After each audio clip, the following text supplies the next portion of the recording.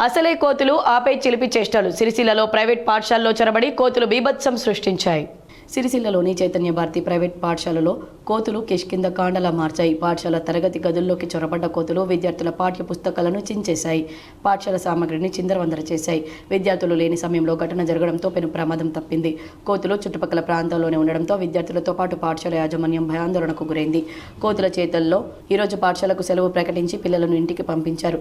కోతుల బెడదతో నిత్యం ఇబ్బందులు ఎదుర్కొంటున్నామని పాఠశాల టీచర్స్తో పాటు పేరెంట్స్ ఆవేదన వ్యక్తం చేశారు. కోతుల నుండి రక్షణ కల్పించాలని కోరుతున్నారు.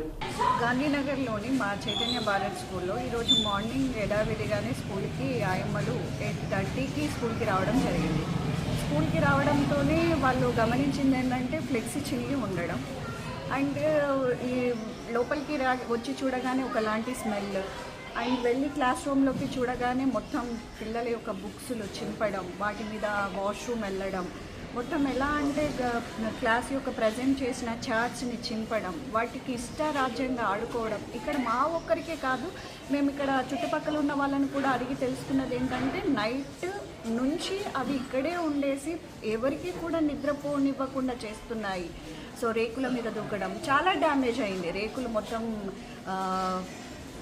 కిందికి వంగిపోవడం అండ్ క్లాస్ రూమ్లలో ఫర్నిచర్ని అంతా చెత్త చెదర చేయడం, పుస్తకాలను చింపేయడం.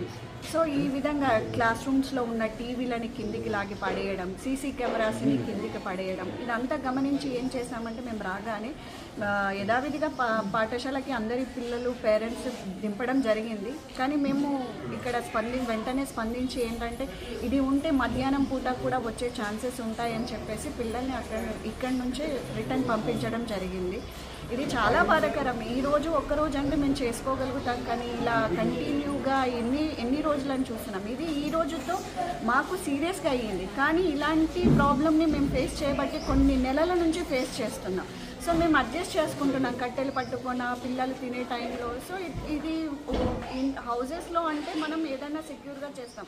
ఇక్కడ పిల్లలు ఉంటారు, ఈ పిల్లలకి ఏదైనా జరిగినా కానీ చాలా ప్రాబ్లం అవుతుంది.